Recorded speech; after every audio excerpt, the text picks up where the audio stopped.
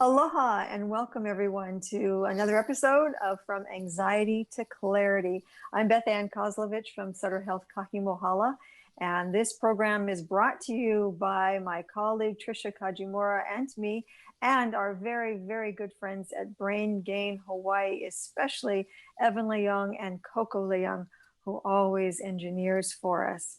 So where are we as we're in this first full weekend of October? Actually, maybe it's the second full weekend of October. And we're waiting to see how the state's going to be opening this next week to Trans-Pacific travelers. They'll be able to come here, as we've been talking about for a long time, with a pre-travel test.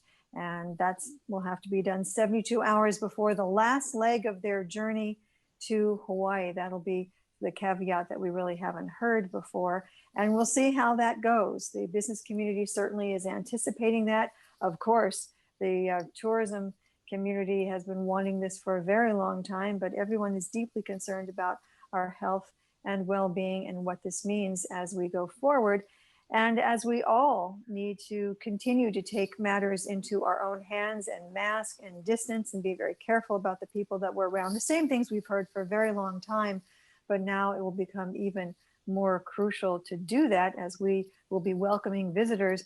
And as many people have been trying to get us to understand, this is not a visitor issue with us experiencing COVID, that very much it's our own issue too. And we want to make sure that there's no reciprocity of sharing COVID-19. So that's sort of the big overview picture of where we are.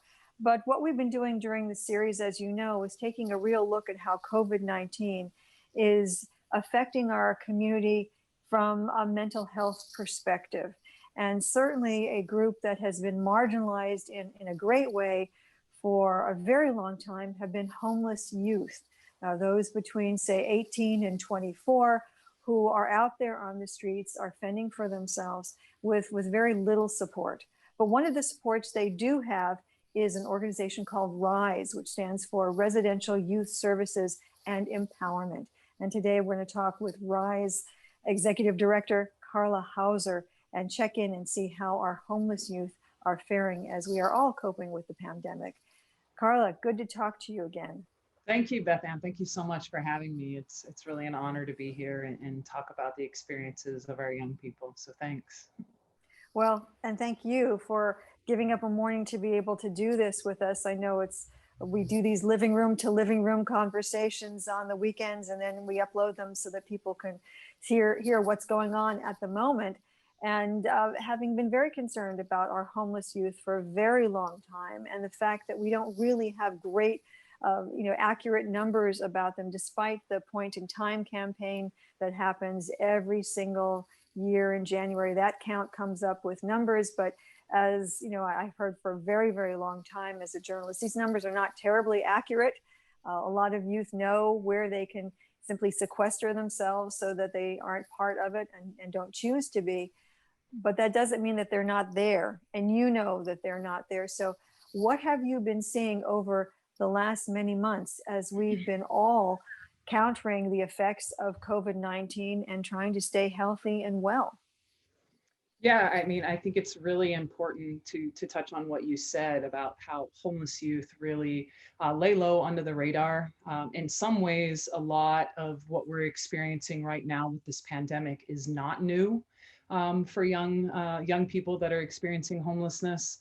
You know, so often they want to stay away from others. They tend to be very transient. They don't stay very long in the same place.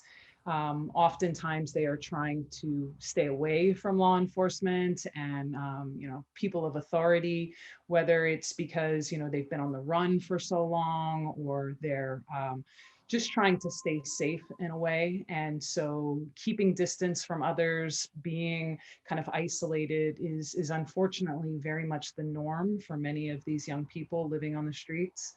I think it's also important to correlate. There are a lot of people right now who've experienced food insecurities and what it's like to not know where your next meal is coming from, and to have to stand in line, and what that feels like to someone. But this is the status quo for a lot of our street youth as we go out and try and engage them. I think point in time barely scratches the surface of what we actually see. Last year, we had 171 young people come through our shelter. Um, and that's about how many we counted. And we know for a fact that a number of these youth are still out there, still, apprehensive to come in and seek services. But, we're absolutely, it's kind of mind blowing because for the last 2 years, our outreach teams have been doing such a great job to bring youth in, come into the shelter, and we run a 30-bed shelter in Kailua, and we get young people from all different walks of life, different ethnicities, different levels of abilities, different disabilities, and we live congregately all under one roof. And then COVID happens. And, everything that we read from HUD and their guidelines and the CDC was, get people out of congregate shelters, get people, into housing. And so we almost had to take our model of bringing young people in, building trusting relationships and rapport, connecting them to service, and allowing people time to kind of just be, like, come into the shelter, sit tight, get some sleep, much needed sleep, and then find out what pathway is best for you. So with COVID being introduced, we've had to shift our model a little bit and really focus on getting young people out of the shelter, whether they really are ready, and they've demonstrated all those independent living skills or not. The goal has really been get them out, get them into more permanent housing, and then provide the wraparound support there in, their own housing unit. So it's been a very delicate balancing game. Our young people for about 5 months now have had to shelter in place. We've had to change a lot of the rules that made our shelter really appealing to young people. In the past, pre-COVID, we didn't have curfew.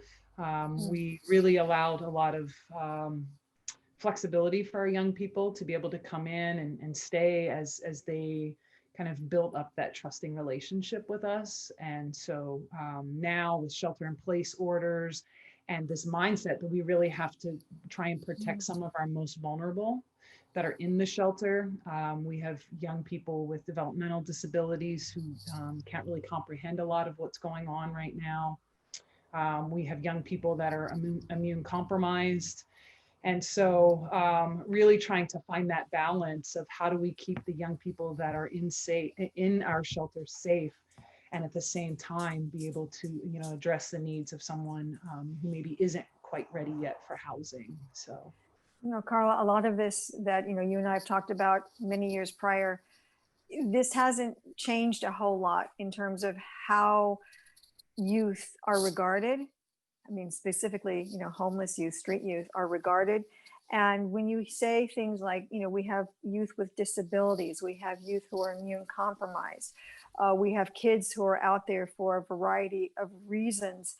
Is the community really beginning to understand this now because of what has happened with COVID? That we really are talking about a population that is just as vulnerable as potentially, kupuna, because these kids are exposed to far more. It's not like, your average kid in your average household who may get a milder version of COVID if they get COVID. But when you're talking about kids who are dealing with a lot of disabilities, a great deal of stress, not having, food or shelter security, having to cope with possibly being immunocompromised as it is, are people beginning to understand that any better?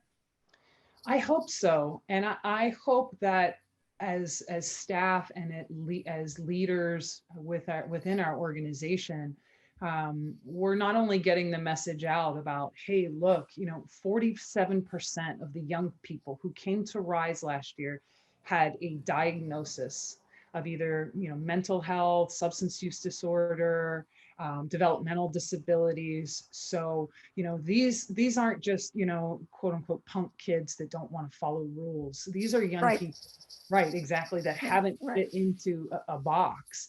And, on the flip side of that, we hear so often about young people disregarding, rules about social distancing and mask wearing. And I have to say that really has not been the case with the young people that live at Rise.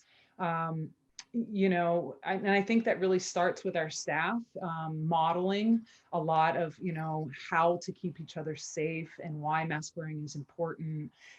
These kids are so overwhelmed with so many different messages that adults send to them all the time, right? And then where they are in their adolescent development, they're still trying to learn the processes, to go from childhood to adulthood, physically, intellectually, they're an adult, Yeah. but then, still trying.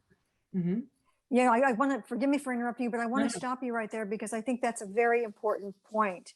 And I know that, we've seen this in past where just because a child, a kid, somebody is a particular age, it doesn't necessarily mean that their chronological age syncs with their experiential age or syncs with their psychological age.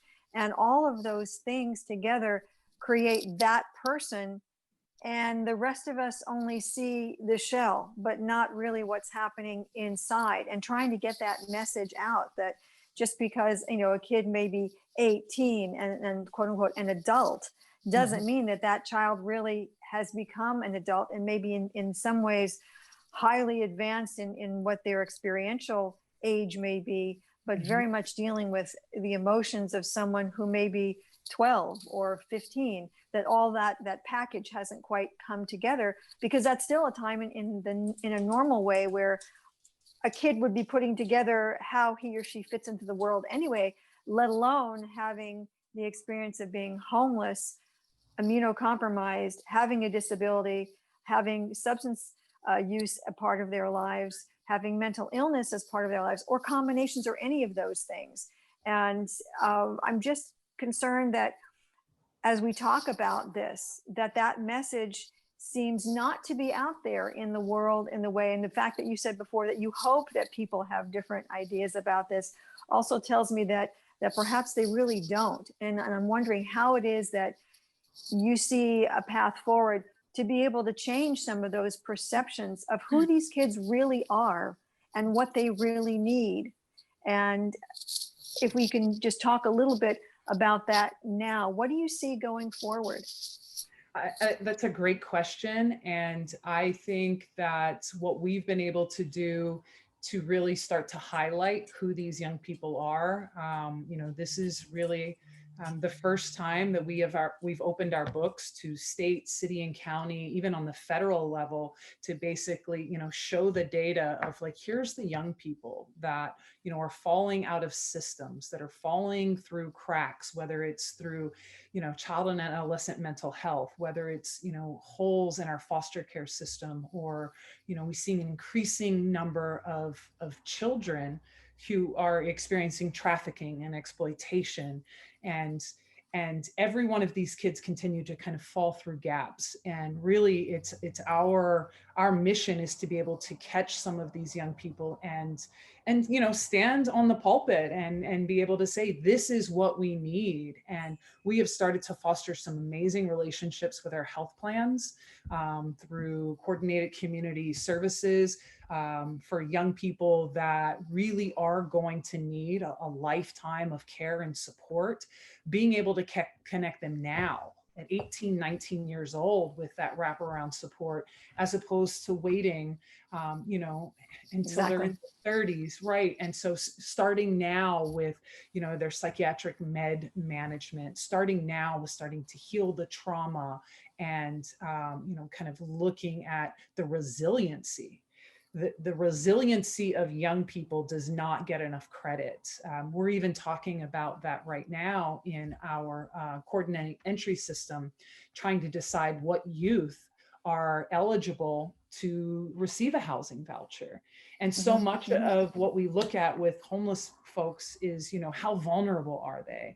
And again, not looking at it from a strength-based perspective, which is really crucial with youth. Yes, they've experienced all these traumas, we talk about ACEs, adverse childhood experiences, right? but what are their strengths? What are, do they have a good social capital built around them? And if they don't, how do we? Is it through faith-based organizations? Is it through employment or education? And really trying to find ways to continue to lift them up, especially right now when they're at that age where they're really kind of malleable. And so I think that's really an exciting time for us to be able to advocate, to show. I mean, Rise Youth are everywhere in the community. It's a big part for us. They've done a lot of the food distributions that have been happening during COVID. We're working at Kupa Aina, which is a farm on our campus. And so really just, I think, drawing attention from the community that, these are young people that are experiencing homelessness most of the time at no fault of their own. And how do we move forward? What are the solutions? I don't want to talk about problems in the systems. How do we move forward? And I feel like we are getting there. We've had the attention of a lot of different stakeholders now to start to address this. So often these young people have been out of sight, out of mind. So name those stakeholders just so everyone is really clear who you've been able to make some inroad with at this point. Sure. We have been working closely with ADAD, Child and Adolescent Mental Health. We've been working with the juvenile justice system. The director of Department of Human Services, the new director, Kathy Betts, has been, we have had her ear for a while now, talking about the right to shelter minors, how it makes zero sense to allow a child who lays low under the radar, doesn't want to go into some sort of structured emergency shelter, but it makes a whole lot more sense to at least put a roof over their head and surround them with 24/7, adult supervision, and give them the time to start to figure out, what their pathway looks like out of homelessness. The governor's office, city and counties, Department of Community Service have been very wide-eyed at the, what young people are experiencing.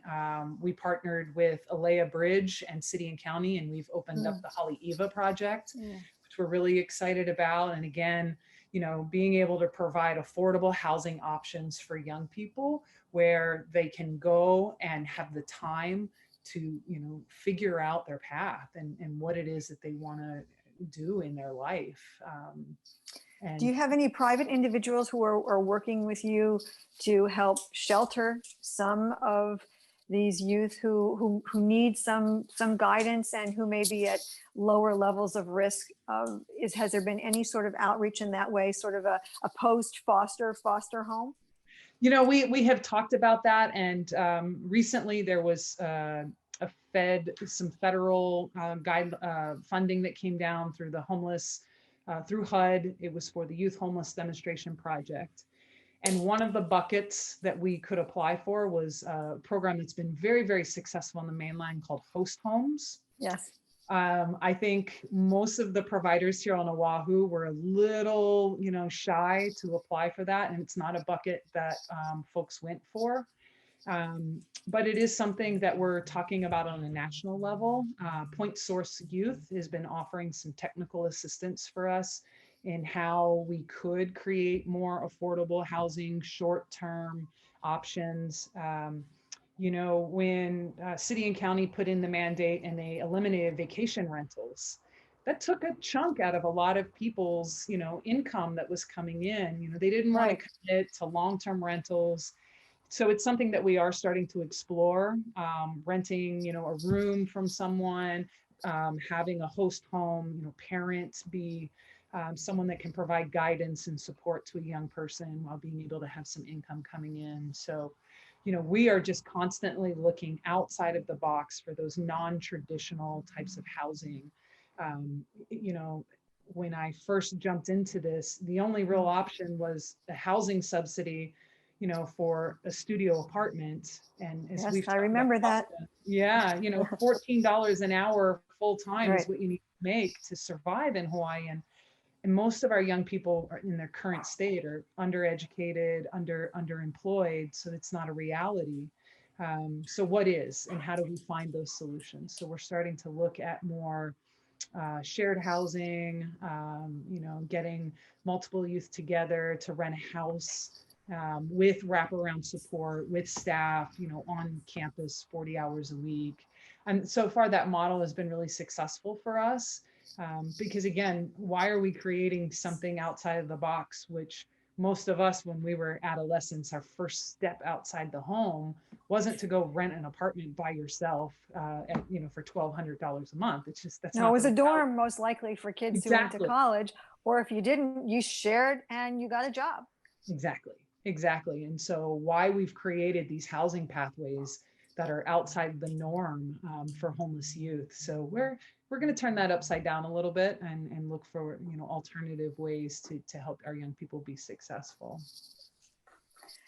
Hawaii has this idea of itself that it's had for a very long time, that we are very progressive, that we're very open to ideas. But in hearing your conversation just a moment ago, and others that I've had for a very long time, it seems that we are far more reticent. That's why we sort of wait for someone to say, it's all right, you can come out now, it's okay to do this, as opposed to taking the lead and moving forward. And there are lots of ways in which we could point to that kind of thing, the waiting and the tentative behavior. But with this, and especially in a time of COVID, this doesn't seem to be one of those ways in which we should hold back. It should be, if anything, a way in which to release more and to be able to do more, because we are in a time of COVID-19 and with a pandemic, and with all of the guidance that's coming down that says, look, even if we get a vaccine, you're going to have the top 20% who are in the most vulnerable categories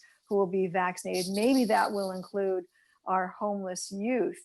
Will it, in your mind? Would you see them falling into that category? Because if not, it's going to be quite a long time, and that would seem to advocate for a much better way to be able to help homeless youth be able to integrate into society in a much healthier way, so that we're not dealing with an even bigger issue 10 years down the line.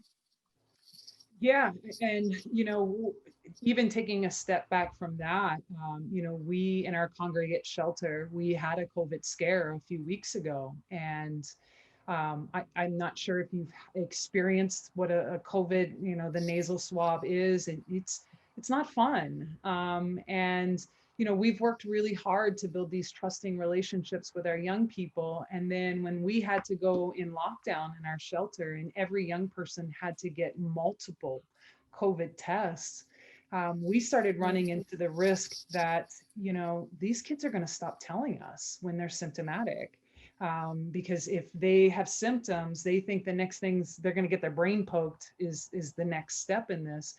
So we're looking at more ways that we can be proactive, just even in our testing, because the last thing we want to do is ruin this therapeutic relationship that we've started to establish with our young people, talking about ways to keep them safe, talking about being proactive in this fight against COVID, actively washing your hands, getting tested. Well, now in their mind, getting tested means pain, something traumatic. So we're looking at, some of the alternative rapid tests that are coming out, doing more of the pool testing, just so we can keep everyone safe in our congregate shelter until we're able to move them along.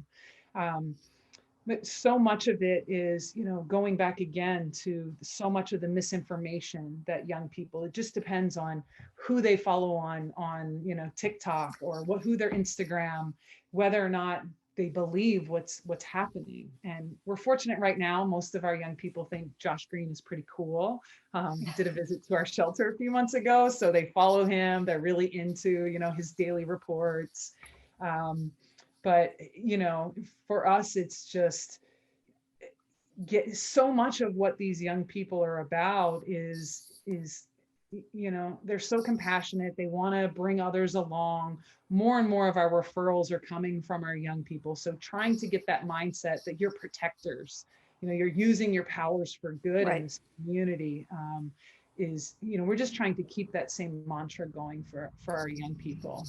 Well, you took that question right out of my mouth, because I was really wondering what kind of relationship exists between those youth who are in RISE and active participants with you and those who are not yet even acquainted with it. And if there's any outreach that's happening youth to youth, particularly as we're dealing with COVID, that would not make them even more vulnerable, but would help to spread the best part of all this, which is the words about how to keep safe and what it is that RISE can do for them, not only in a time of COVID, but I mean, as we're going to stay in that place with other needs and services that they're going to have. Mm-hmm. Yeah, and that is really, really important. So much of what we try to do is under this idea that's, you know, with you, not for you. That is really, really important for us. That's the empowerment piece to what we try to do. Right, and a kid is probably going to listen to another kid, and I use that term "kid" very loosely. But Yes. you know, a younger person is going to listen probably to another younger person in a very different way, and maybe with higher acuity and attention than perhaps they might listen to someone who is more of an authority figure or you know, a parental figure, unless they're thinking they're really cool, in which case that's golden. But other than that, just looking at how, I mean, how to sort of marshal these diplomats that you have, that you're naturally creating to be able to spread that word and keep even more people protected and gain more services for those who really need them now, and which will be far less expensive to handle now than if we wait many years down the line. Yeah, absolutely. We're really fortunate that, you know, we have staff with lived experience who are able to relate to our young people. You know, when in our hiring practices, we are looking, you know, for those staff that can reach our outliers. And we also do a really good job of hiring young people. We have peer outreach workers, we have training opportunities for our youth. There's a really big push right now for us working with We Are Oceana to make sure that we are connected with our COFA migrant youth. We have a good project that's coming on board through the Youth Homeless Demonstration Project that will partner directly with them to be able to hire and train up peer outreach workers who are COFA migrants so that you know, we can increase this pool of social service providers that look and talk just like the young people that we're trying to serve. And what better way than to have someone who's, you know, been an alumni of our program come through and be able to, you know, to go into Kalihi or different communities and say, hey, look, this is where I was, you know, this is, you know, what changed my life. And so we really are about empowering our young people to help us, you know, keep that message. Yes. That's very much the leading by example in a very different way than we normally think about that, being able to move into subpopulations and have it talk to itself with believability and credibility that, you know, from top down wasn't necessarily happening. And certainly we saw that, you know, for months and months with some of the messages that were coming out about COVID. They were so directed to a particular population that everybody else is being left out. And then we saw a rise in cases within subpopulations within the Pacific Islander community itself. And all of a sudden people's, you know, perceptions of what they needed to do changed. Would that could have been a little bit more proactive and earlier on, but you know, that is far gone now. Now we have to look at what it is that we can do as we do move forward together on these little islands and what that means for us for homeless youth. If you could look forward in the next, you know, say year or so, what is it that would make a real difference to happen between that point and now? That's real short term, I know, really, truly.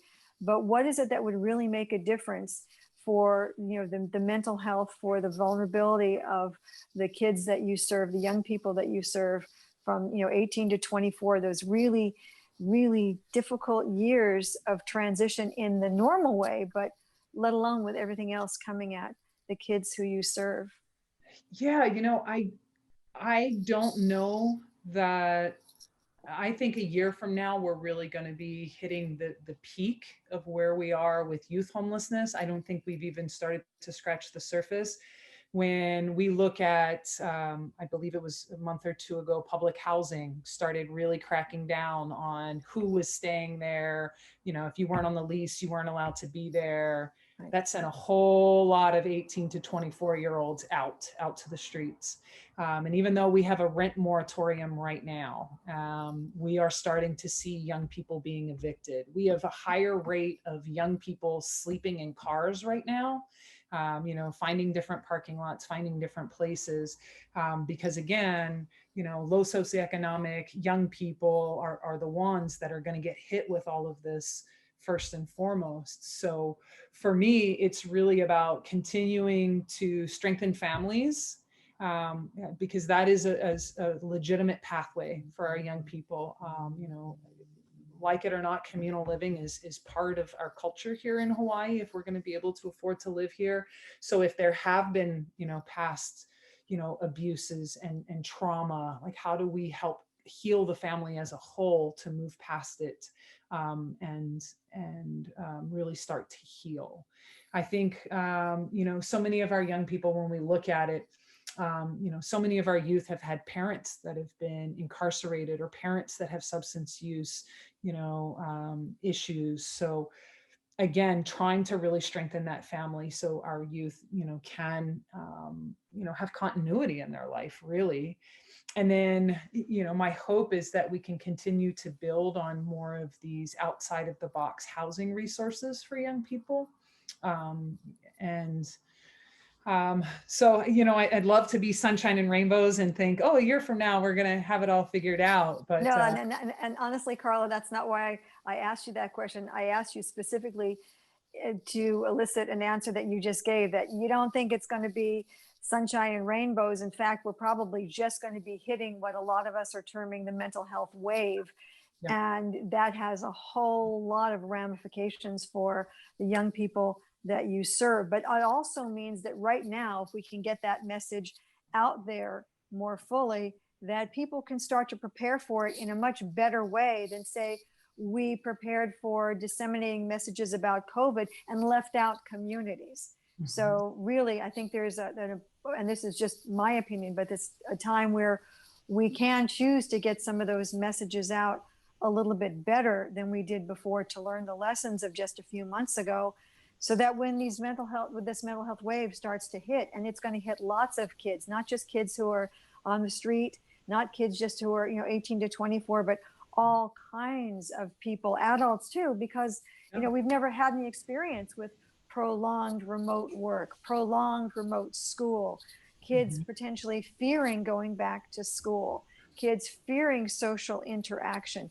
so many things that will compound many generations. But specifically looking at the one that you serve, or that, you know, that 6-year group between 18 to 24. And of course, you know, the 24-year-olds will become 25-year-olds and move across, and what they'll be able to do to help, you know, younger folks in being able to cope with all of this. So if there is like one message that you would want the rest of the, you know, the state to know about right now, from everything that you know, and you can pack it in with a couple of messages, but what is it that you really would like people to focus on right now as we go forward, and hopefully can mitigate the situation a year from now? I think that we have to expand how we teach, how we connect, how we relate to young people. You know, to have the school systems just completely fall out from underneath, especially our population. You know, every low barrier education program that we had our young people in pre-COVID closed.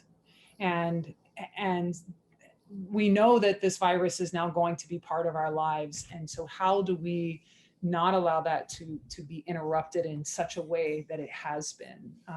To me, that I think is that's the really disheartening piece in all of this, is that you get young people who have come through some really horrific experiences, but for them to kind of take a beat, take a moment, and then say, this is the pathway that I want to go, and I want to do construction, or I want to do medical, and I want to do nursing. And then to actually take those steps and then to have it all kind of fall through, that has been, I think, where we've had to do a lot of the work in, keeping our young people engaged.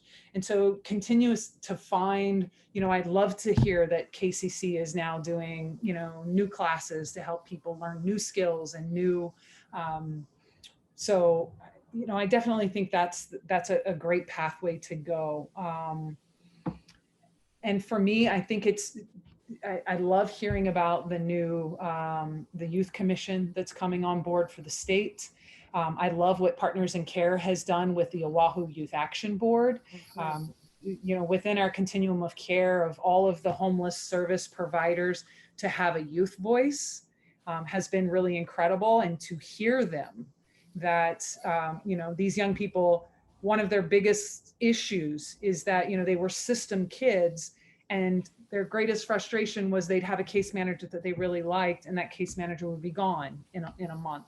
It would be gone in a year. So, being able to build in more long-term supports for young people. They don't have it in teachers now, because now it's just a computer screen, right? So where do they find those positive adults? Where do they find that connection? And, the other piece that I don't think really gets talked about enough right now is when does the help come for the essential workers? We've got folks that have been working at IHS. We've got street outreach workers for HHRC, Hawaii Health and Harm Reduction Center. All of these different service providers that have been, kind of taking a step back from their own families and their own fears of getting COVID and showing up to work every single day. Heather Lusky made that point in a question and in a conversation that we had, and I asked her about that too. And she said, people just don't know when to quit. They go and go and go until they can't. Yeah. And that to me is if we don't malama the caregivers, that is what I worry about as, for the health of even our organization. I want our young people to be safe and to have good well-being. But my staff have been going nonstop for almost 6 months now. And I do worry, where is their mental health? I worry about when do they get time to just be at home and the opportunity to get bored at home. And, none of us know what that's like when we're doing this kind of work, where it's like, right. What do you mean? I mean, people are making wonderful things and they're having lots of fun time or whatever.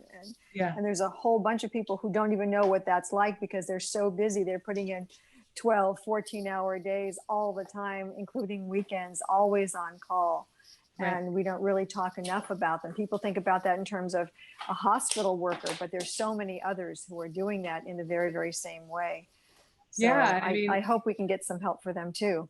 Yeah, I mean, it rattled, the RISE staff when IHS lost a worker. A lot of my staff knew Willie, and they knew, what he did. And he was such a great referral. Anytime a young person would come into IHS, he would pick up the phone and call us. So that was deeply impactful for our team. And so, we do a really good job, I think, in-house, but we're constantly looking for new ways to refresh.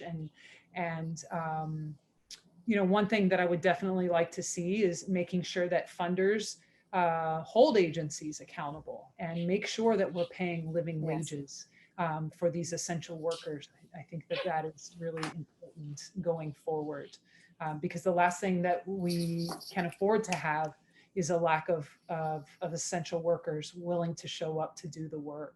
It's well, and that's the big fear. I mean, we've even seen this with nurses and with other hospital staff, and why we've had to bring them in, because our folks here need some respite so that they don't become ill, and that they can go forward, because we know we're going to be dealing with this for a very long time. And also because we simply just don't have enough people, period. But we're really not focusing on outreach workers and the people who are, hitting the streets trying to make sure that we have better conduits to organizations, including RISE, to be able to stem what we can now and not have it come back and hit us later on, because surely it will. I mean, it's not going to just miraculously go away.